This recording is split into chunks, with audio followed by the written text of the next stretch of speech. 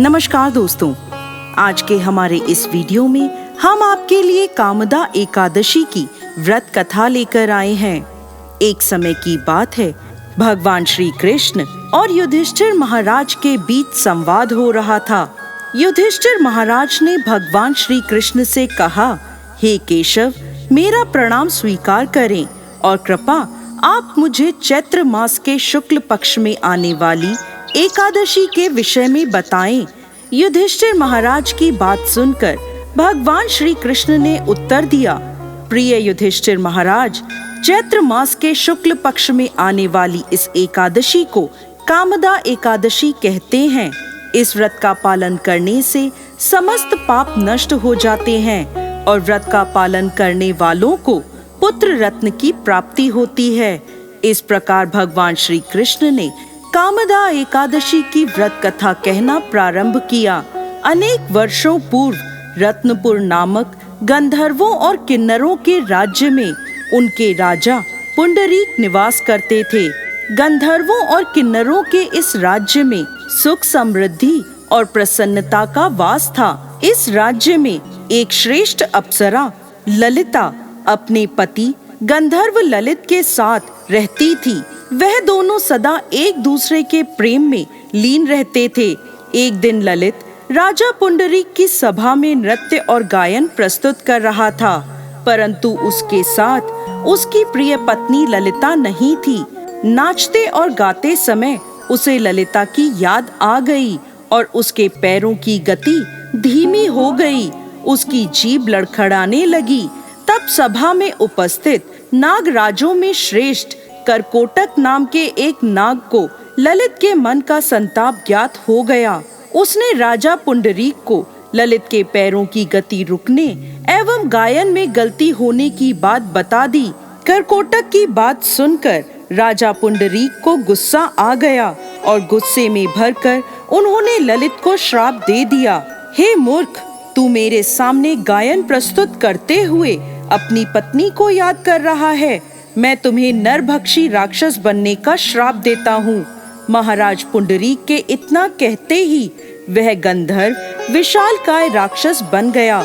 उसका भयंकर मुख, विकराल आंखें, जिन्हें देखने मात्र से भय उत्पन्न हो जाता था, ऐसा राक्षस होकर वह अपने कर्मों का फल भुगतने लगा। जब उसकी प्यारी पत्नी ललिता को इस बात का पता चला तो वो बहुत दुखी हुई। ललिता अपने पति के विकराल आकृति देखकर मन ही मन सोचने लगी, क्या करूं, कहां जाऊं? मेरा पति बहुत कष्ट भुगत रहा है। वह रोती हुई जंगलों में अपने पति के पीछे पीछे घूमने लगी। जंगलों में घूमते घूमते उसे एक सुंदर आश्रम दिखाई दिया, जहां एक शांत मुनि बैठे हुए थे। ललिता शीघ्र उनके पास गई और मुनि को प्रणाम करके उनके सामने खड़ी हो गई। उस दुखी नारी को देखकर मुनि बोले, तुम कौन हो और यहाँ कैसे आई हो? ललिता ने कहा, हे महामुनि, मेरा नाम ललिता है। मेरे स्वामी अपने पाप दोषों के कारण राक्षस बनकर घने जंगल में भटक रहे हैं। उनकी यह अवस्था मुझसे देखी नहीं जाती।